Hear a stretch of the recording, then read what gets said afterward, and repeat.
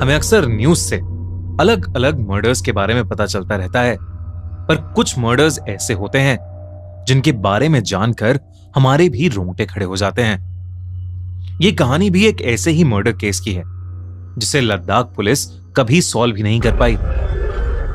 एक सुबह लद्दाख पुलिस को एक छोटे से होटल से फोन आया कि उनके एक कमरे में किसी गेस्ट की डेड बॉडी मिली है। लद्दाख पुलिस ने कई टूरिस्ट की सड़क दुर्घटना में मौत देखी थी, पर इस कदर एक इंसान का लद्दाख के एक छोटे से होटल में मर्डर हो जाना उन्होंने पहली बार देखा था। वो डेड बॉडी एक 28 साल के आदमी रवि की थी, जो कुछ दिनों से उस होटल में सबसे छुप कर रह रहा था। उसकी गर्दन पर काले निशान थे और उसकी आंखें खुली पड़ी थीं।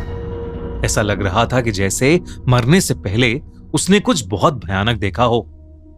पुलिस ने उसके कमरे में छानबीन की तो उन्हें एक लेटर मिला जिसके साथ एक लड़की की फोटो भी लगी हुई थी। रवि ने उसमें लिखा था कि उसकी जान को खतरा है और उसके साथ जो कुछ भी हो रहा है उसकी वजह वो फोटो वाली लड़की रिया है। रवि ने लिखा कि उस लड़की ने उसकी जिंदगी तबाह कर दी। रवि अपना कॉलेज खत्म करके जैसे ही दिल्ली वापस आया, उसके साथ कुछ अजीबोगरीब होने लगा। एक दिन रवि एक बहुत जरूरी मीटिंग के लिए लेट हो रहा था और अपनी कार ड्राइव करते हुए वहां जा रहा था, लेकिन अचानक उसकी गाड़ी के ब्रेक्स फेल हो गए।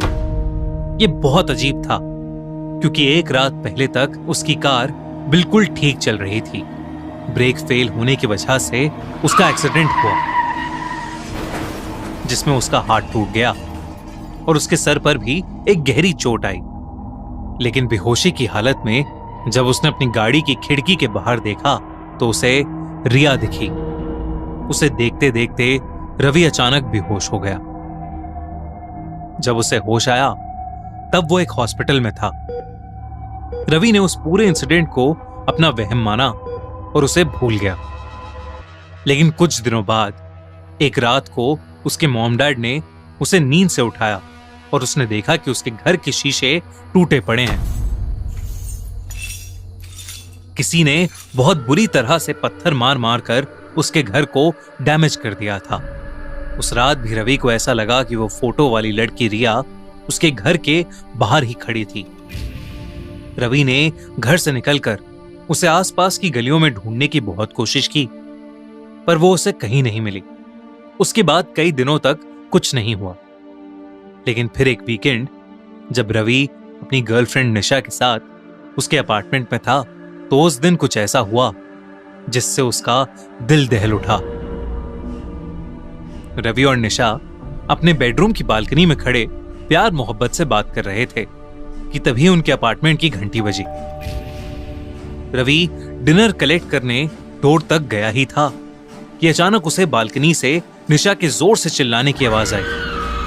वो बालकनी की तरफ भागा, लेकिन तब तक काफी देर हो चुकी थी क्योंकि निशा 4 फ्लोर नीचे जमीन पर खून से लथपथ बेजान पड़ी थी।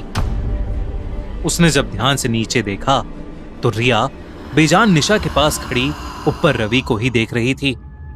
रवि रिया की तरफ भागा, पर जैसे ही वो उसके पास पहुंचा वो जैसे हवा में गायब हो गई। रवि निशा की मौत के सदमे से भी उभरा नहीं था कि 2 दिन बाद ही उसको खबर आई कि उसके घर में आग लग गई थी, जिसमें उसका पूरा घर जल गया। और तो और उसके मॉम डैड भी उस फायर एक्सीडेंट में मारे गए। उसी वक्त रवि को एक अननोन नंबर से फोन आया जिसके दूसरी ओर एक लड़की पागलों की तरह हंस रही थी।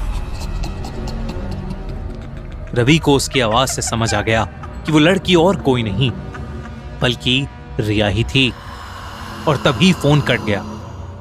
रिया और रवि कॉलेज में एक दूसरे से बहुत प्यार करते थे, लेकिन कॉलेज खत्म होने के बाद रवि ने रिया से ब्रेकअप कर लिया था और तब से ही उसकी लाइफ उथल पुथल हो चुकी थी।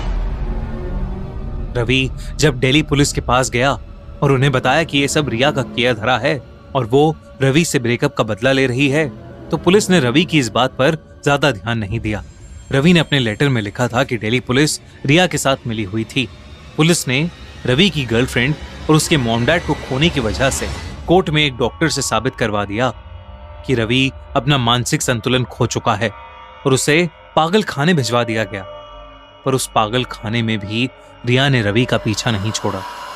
रवि ने लेटर में लिखा कि वो उसके कमरे में हर रात चूहे छोड़ देती थी जो उसे रात भर सताते थे।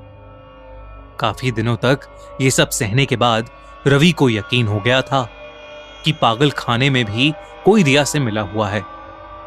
एक दिन मौका देखकर रवि वहां से भाग गया और सबसे दूर सीधा लद्दाख आ गया।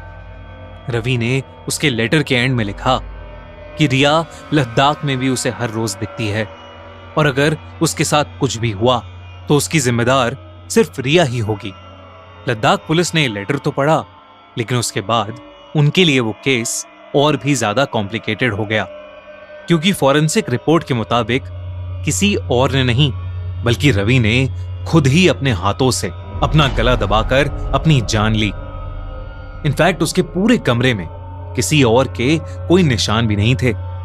लद्दाख पुलिस ने रवि के होटल के आसपास की सीसीटीवी फुटेज चेक करवाई, पर रिया की शक्ल या कद काठी वाली कोई भी लड़की उन्हें दिखाई नहीं दी। दिल्ली पुलिस से बात करके जब रिया के घर की डिटेल जांच करवाई गई तो पता चला कि उस घर में रिया कई साल पहले रहती थी। पुलिस को एक और शॉकिंग बात पता चली। रिया को मरे हुए कई साल बीत चुके थे।